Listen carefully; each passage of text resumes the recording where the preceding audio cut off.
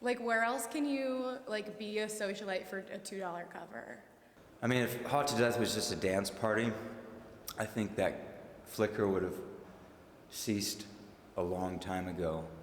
Going to these parties forever has connected me to some of the best people I've met in my entire life. The parties really do feel like home and like comfortable and safe.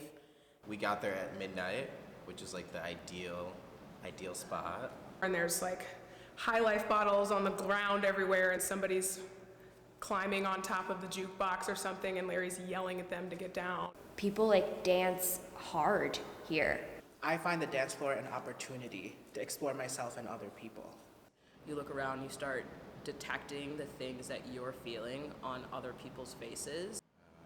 No matter what mood I'm in, I know that if I go, I'm going to feel better when I leave. Is that too much for the camera? I don't really care.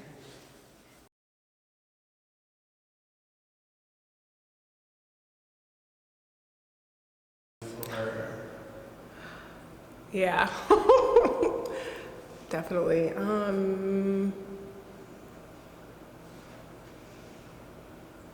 Hey, sorry, because I wore both like my studio outfit and my nightlife outfit, because Cool. All right. Just one clap or two? Okay, so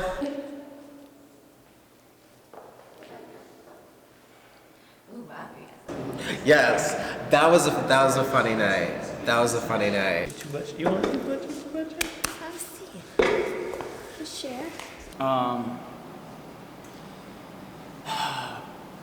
Knowing that I was coming here to tell stories about this, I've been thinking about it, and unfortunately, a lot of it has been erased because I had so much fun. I mean, if Haute to Death was just a dance party, I think that flicker would have, ceased a long time ago. And it's just evolved into something, much more. Dance. God, where do I start? Like dancing is, so I'm like prone to anxiety a little bit, and dancing or like moving my body in whatever way feels right is just like the most immediate way for me to step out of the space of anxiety, or like when I get caught up in my head in any way, that's like the most surefire way to get out of that state of mind. I think my favorite part of it is just kind of escaping the day-to-day thing, especially when you're around friends and stuff, just kind of letting loose. And you can be in your own world where you're not really thinking about other people or stuff going on in day-to-day life, and all you're doing is just having fun and enjoying the moment you're in.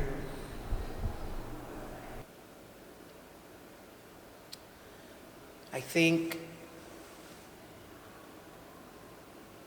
I found in the past 5 years have been the most formative years of my life, and a lot of the stuff that I learned is kind of on the dance floor, just kind of like exploring myself, exploring my body, interacting with other people in a way that's not as civilized maybe, like just like dancing. It's like you don't come up to somebody and just start dancing in everyday life, and it was just I find the dance floor an opportunity to explore myself and other people. You look around, you start detecting the things that you're feeling on other people's faces, and you start to understand, oh, like what I feel and what I experience and what I go through is actually a shared emotion. It's a shared experience. And so for me, and I don't know if other people feel this way, but for me, when I start to detect that and I start to see that in other people's faces and their body language, it brings down a lot of walls and a lot of barriers that I have, and I understand what I'm seeing, even if I can't put words to it. It's this cosmic sort of thing that's happening, whether it's romantic or platonic, doesn't really matter.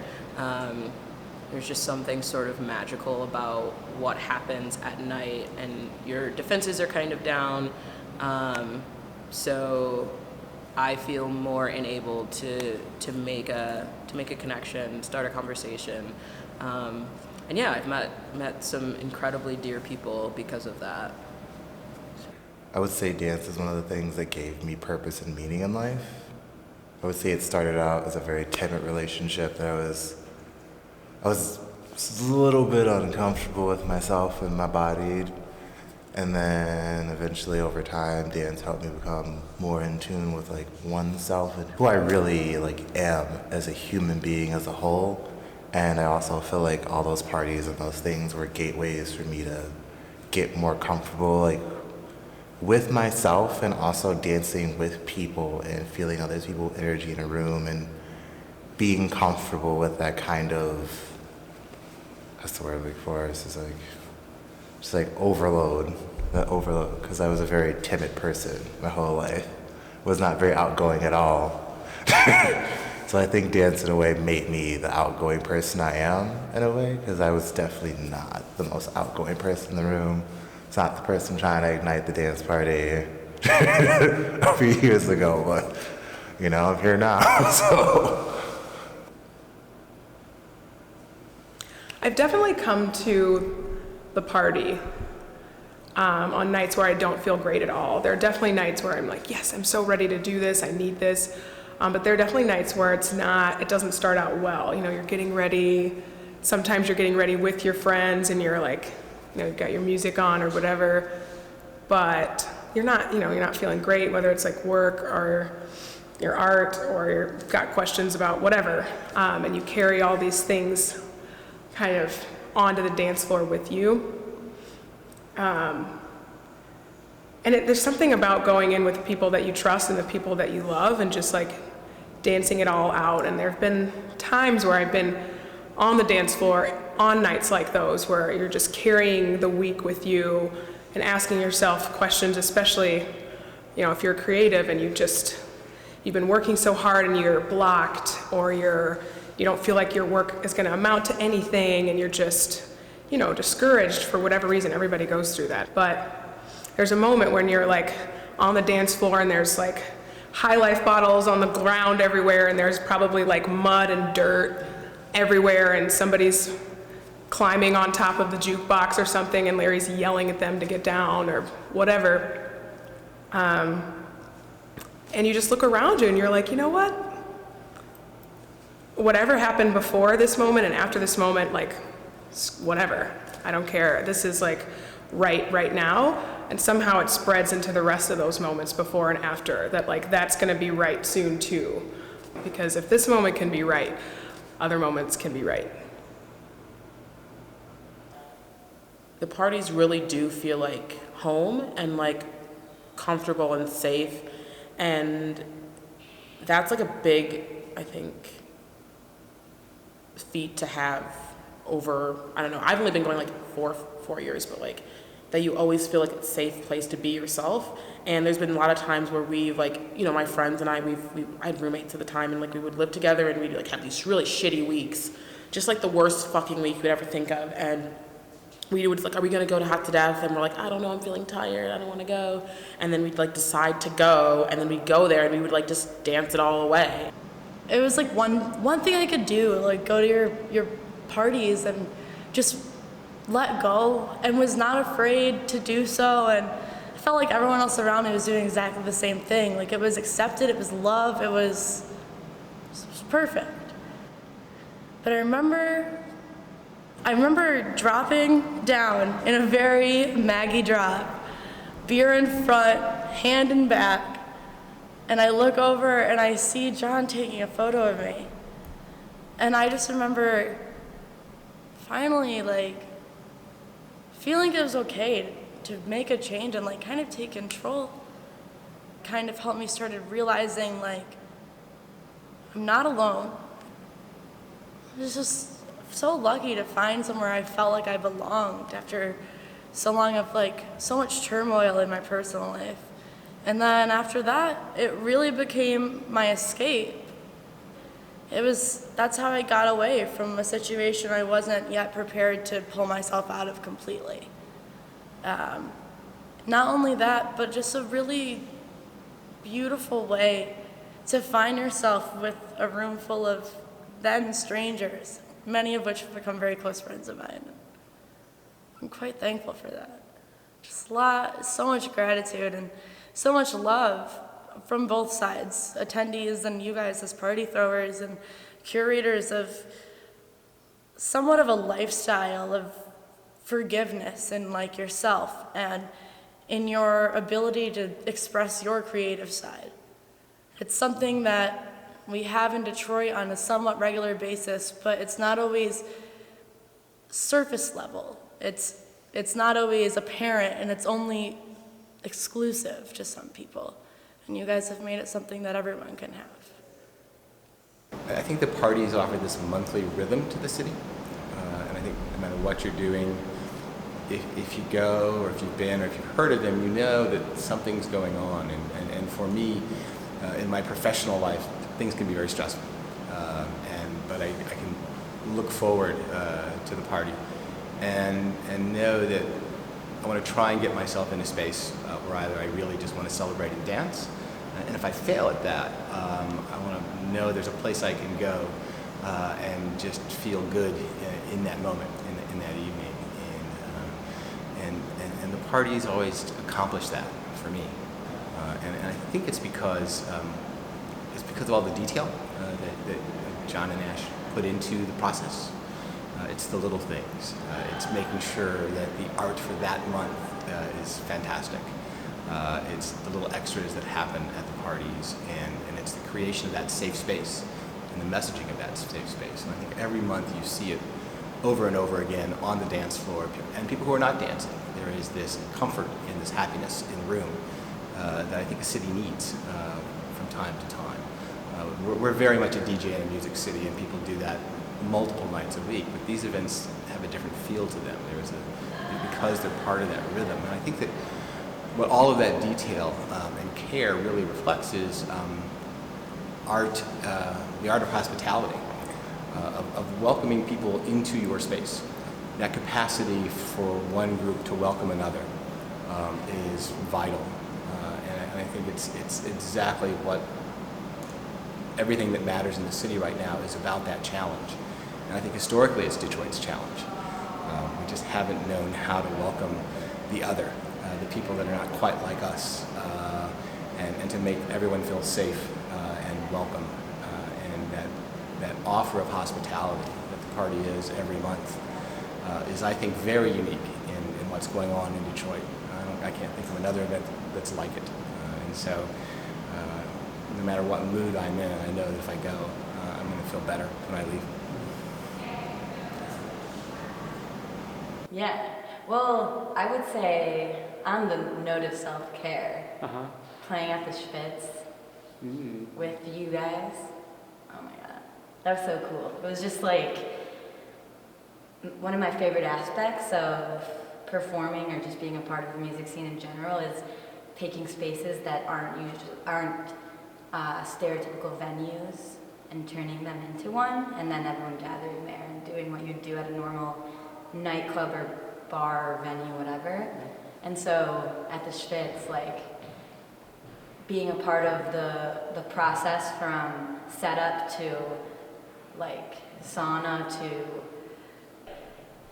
seeing the whole process as like this well-rounded creation of like from start to finish was really inspiring, and also inviting people to gather there like was such a cool thing for you guys to do, and we were all just so stoked to be involved with it. Just like energy was awesome, being on the inside of like a New Year's celebration. Like I'd never played on a New Year's Eve before, and it was very much a rush the entire night. There's something to be said when people are faithful to one thing or one vision, however it multiplies over the years, that one channel. I think it's important that people realize that time is sort of a difficult thing to interweave into our work. And to have this, like I said before, a gradient scale of your changes, your and Ash's changes, both as partners, now husband and wife, at first just kids, behind two turntables, I mean, that's impressive to me. Time is a very impressive thing to me. And then when people can kind of change and morph but still in this mood that is maybe hot to death, you know. I have a great amount of respect for that. It's interesting because I didn't really even think so much about nightlife or like the role of dancing in nightlife until I left Detroit and started like traveling more, and would ask, you know, like go to a bar or go someplace and be like, hey, where can I, like what's a good place to go dancing tonight? And there are often not a lot of options outside of like clubs, like straight up like EDM clubs. And yeah, it's like harder to find, and I feel like I appreciate the like I take it for granted here, you know, like it's just like it's everywhere. You can always go out dancing, and people like dance hard here, and like with just complete disregard for any sense of embarrassment or wondering if you look cool or stupid. Like I feel like people like dance exactly how they want to dance here. And in some of the other places I've traveled, there's like a little bit more reserve, there's like some caution, and that just like doesn't happen here. So I think in many ways that's like an extension of a creative practice is the like the feeling of being able to like be however you want to be in the studio and outside. Like they like mutually reinforce each other. And I think it's just like this like really like we have these bodies, we have like arms and like torsos and legs, and then dancing just allows you to like explore that being, I guess. You get on that dance floor in Temple and you could barely move. Everyone was just pressed against each other. But for those who were too self-conscious to dance, they would still go out there because they knew that they wouldn't really be expected to do very risky dance moves, because really you only had elbow space to move around, and that was part of the fun. I probably looked like I was completely losing control the way I danced, but it was controlled. I was trying to look like an idiot.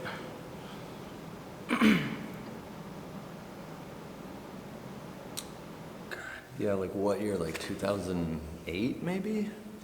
We started 2007. Yeah, 2007 you started. I mean, what the fuck was the nightlife scene? There was no, I mean, like for our group of people, whoever that was, like, there was no nightlife scene because we didn't have a way to connect each other at the time. Like, all the music people were always at the music shows, and all the art kids were always at the art shows. But the art kids didn't know what to go see at the music world, and the music kids had no idea what the fuck the art shows were, unless they went to CCS or something. And then when your party started happening, I started to meet all the kids who were into visual arts that I like knew I should know and would see around at stuff, but was like, I don't know, like where do these kids hang out?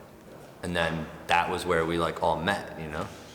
Like all the DIA people and CCS kids and everybody that was like visual art. And it was like, cause I was in fucking rock and roll world. Like, if you weren't at the fucking Lager House, I didn't know you. Because I lived there, just like, you know, playing shows all the time. But that was what was cool, because it was like I got to meet people like Megan Major. I was like, how else would I know Megan Major? Like, I will say I feel like going to these parties forever has connected me to some of the best people I've met in my entire life. I literally remember the first day I met my friend Manny, and like we were at Temple, and I was like, who the fuck is this kid? He's amazing, and ended up getting in a Vogue battle with this kid, and we have been friends ever since he moved from Chicago here. And it was just one of those nights that was like magical, where it was like, holy crap, where have you been my entire life? And I feel like that's happened a lot for a lot of people. It's like the best networking tool in the world, because you see how someone really acts when they drink a little bit, when they dance, and when they dance and drink a little bit, people are very honest and open. If you're having a good time with someone, it's a great way to make friends and meet people. And I feel like a lot of people in this city that have kind of come through, whether they've become something else and went somewhere else, or they are still here doing amazing things, all showed up at this one event and had a good time. And I've met so many people that are amazing, talented, beautiful, and just lovely people, from going out a select week of the day, select day of the week, and making that choice to be like, well, I could, but I'll go. The first Hot to Death party that I went to is still one of my favorites. Junior had just played at Majestic, and it was Kaylin's birthday, and we were like, we're all going to Temple, and so I was like 21, 22, and like we got there at midnight, which is like the ideal spot, and I think it was the first time that I had seen the place packed, and I still like remember what I was wearing. It was like a linen pink button down that I got from Target, because I was balling like that, and I was wearing a bow tie, black skinny jeans, and shoes that I had taken from my Chinese roommate at the moment.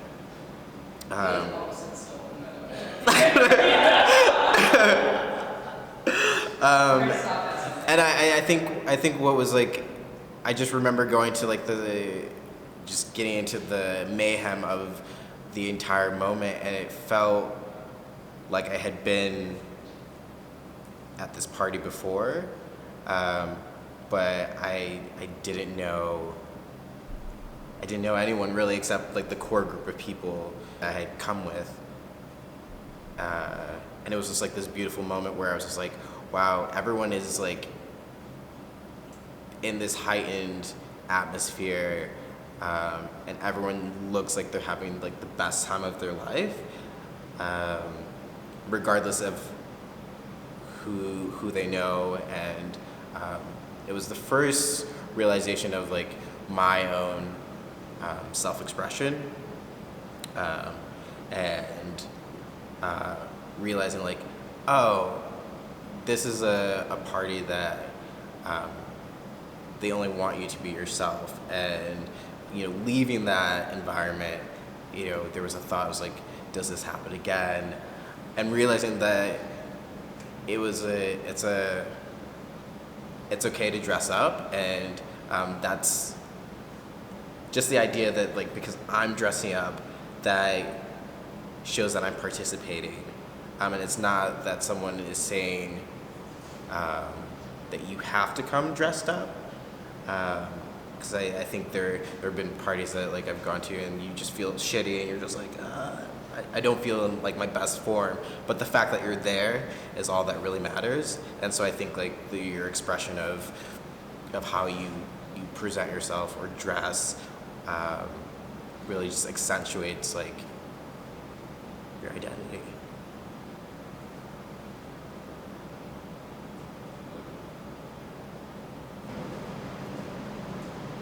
A while ago, especially when I was younger, I didn't see a lot of people who looked like me, so it made me feel like very self-conscious about myself, and there wasn't any like representation of like what beauty was.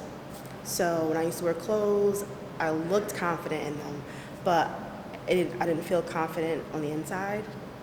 So I think that when I started like living life and seeing other people from different cultures and how beautiful they were, and start seeing more like plus size black women and like activists and like just different people from all walks of life just kind of embracing their beauty, I was like, fuck yeah, like this makes me feel good. So instead of like wearing the clothes or wearing the makeup or letting them wear me, like I started to wear them, and it just made like a world of a difference, just kind of like being confident in like my own body. And yeah, like I feel like clothes are expression and makeup is expression, or lack of. If you want to be butt naked and be like confident, like do that too. And I don't know, Like I rock whatever I feel like and whatever I want to be. So today, my shirt says I slay all day, and that's what I want to do today, is slay all day. Yes, I guess I'll just sort of like transition into night mode while we're here.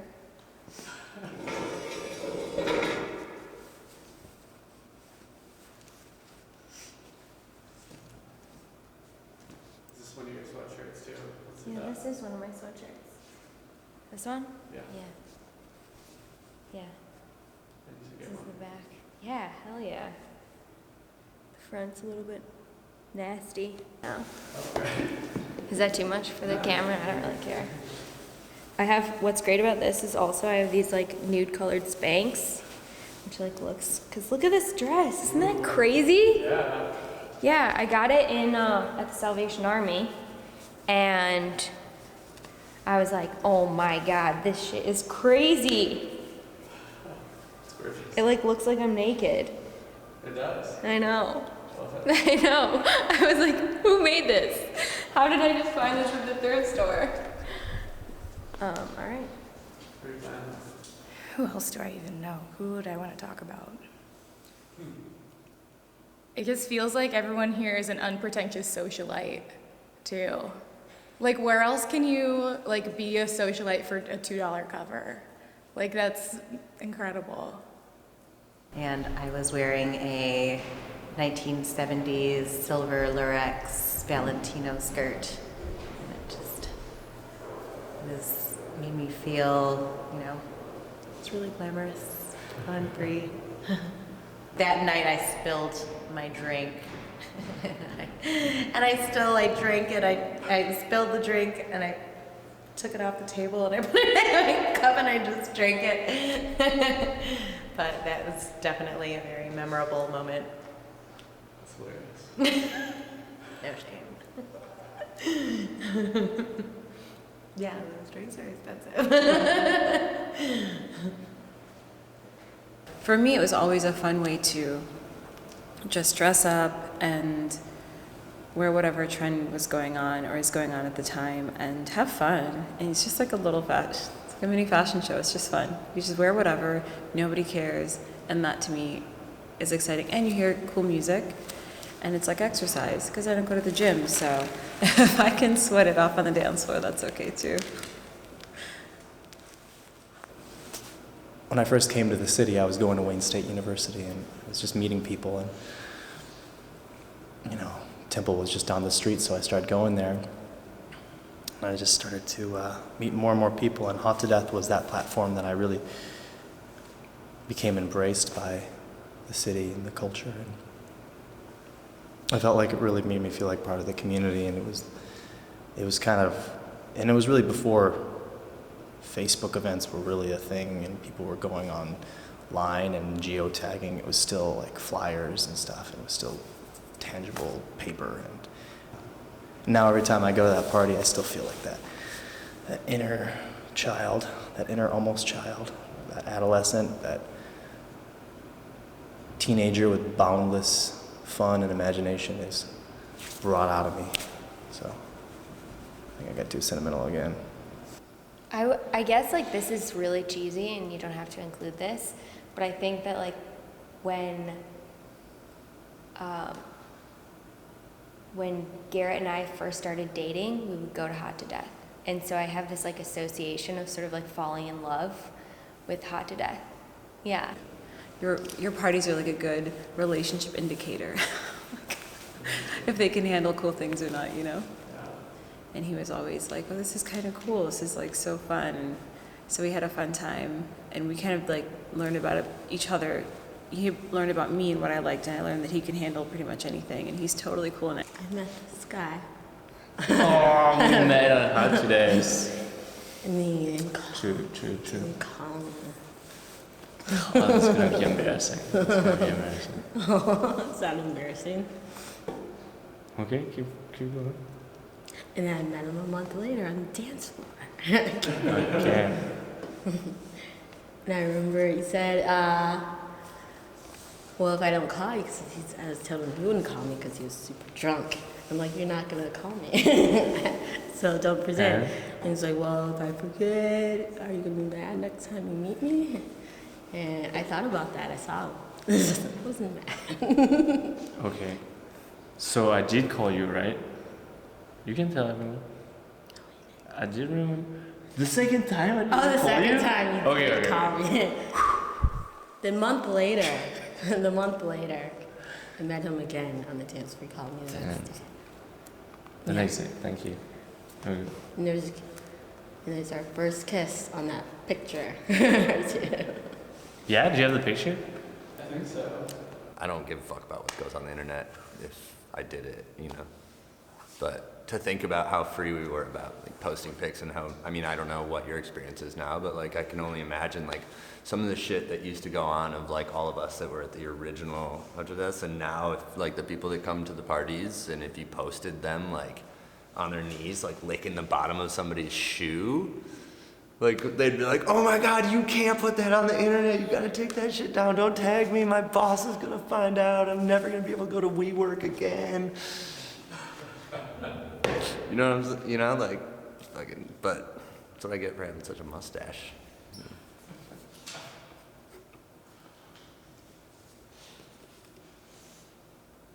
Because it was what, Devin or something? Yeah, it was Devin. Like pictures of, like there's that picture that occasionally pops up on Facebook that's like me holding Devin's foot, just like going, oh. I'm just like man, if I had a real job. And I think during the summer, it's like one of the favorite times because like the party like gets to such a like a heightened extent. It's like 2:00. Everyone last call's over and everyone's like filing out. And there like the energy is it's just extended.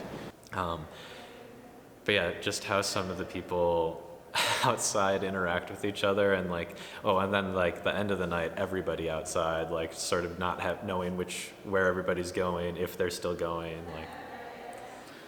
Sometimes one of my most favorite parts of the nights, especially with H2D, is when H2D ends and the lights are on and you kind of see everybody again, and you're usually playing a song that's just kind of like fun or ridiculous, and the people that have been there since the beginning of the dance floor are still there, and we're like turning it out till that last song ends.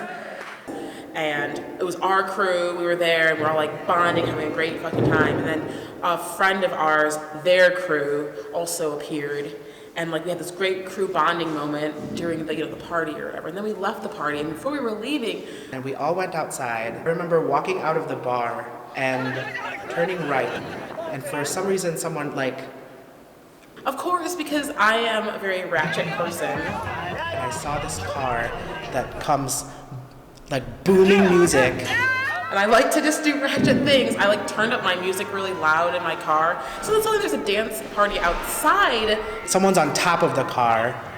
Then like someone jumps up on the hood of the car, and now I'm twerking on the car, and everybody else, somebody comes out of a dumpster. Like it's like ridiculous, and that was just like the best. It was just such a good moment because my friend from Atlanta was visiting, and he was just like, holy shit, Detroit bangs.